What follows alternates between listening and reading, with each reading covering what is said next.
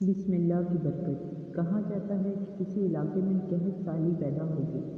اس قحط سالی کی لپیٹ میں نہ صرف انسان بلکہ چرند و پرند سب اس کا شکار ہو گئے۔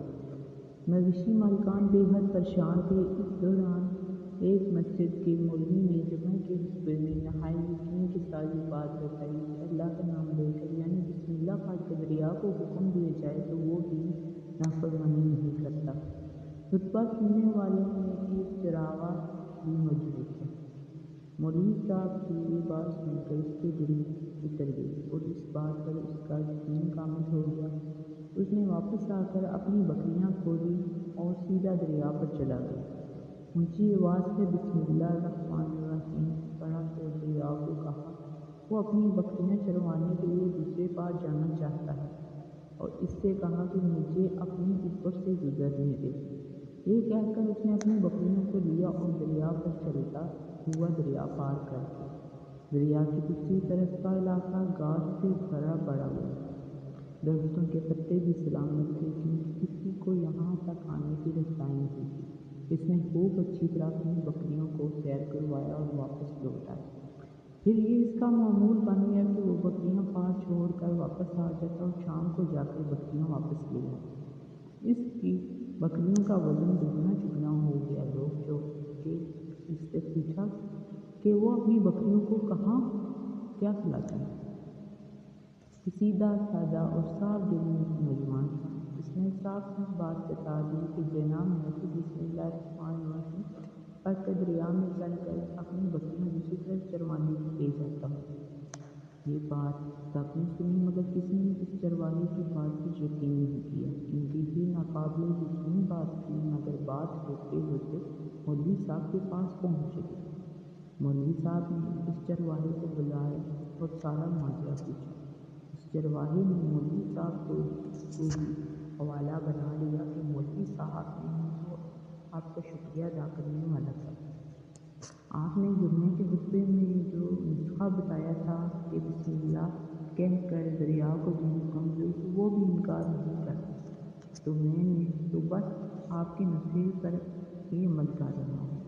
مولوی صاحب حیرت سے اس کے چہرے کو دیکھتے ہوئے مولوی صاحب نے کہا بھائی صاحب ایسی باتیں تو ہم پر جو نہیں کرتے ہیں، فقط ان کا مقصد لوگوں کا ایمان بنانا ہوتا ہے۔ مگر بکریوں والا ڈٹا رہا کہ میں تو بسم اللہ کہہ کر پانی پر چلتا ہوں اور بکریوں سمیت پانی پار چلا جاتا ہوں۔ آخرکار مولوی صاحب نے صبح خود یہ تجربہ کرنے کی ڈالی جسے دیکھنے چرواہے سمیت پورا علاقہ بھی آ گیا۔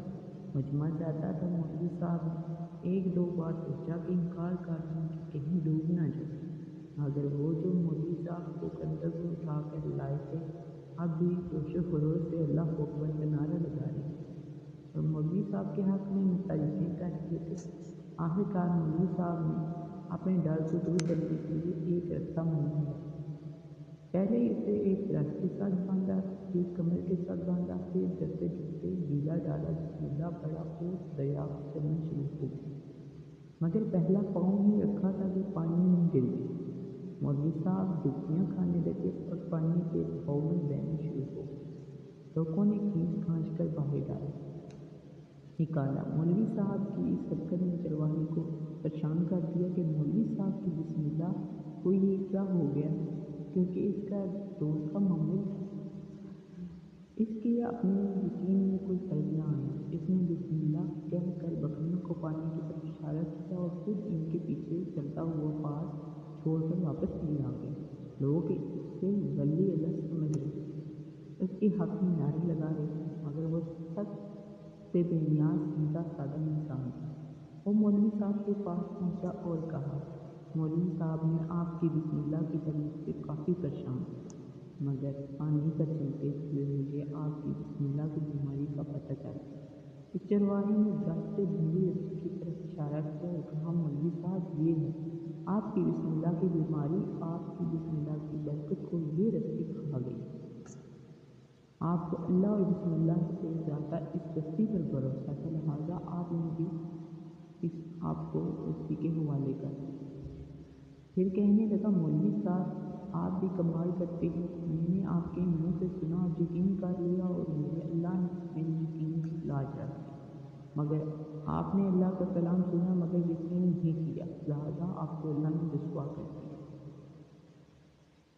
محترم عزیز دوستو، یہی کچھ ہمارا حال ہے ہماری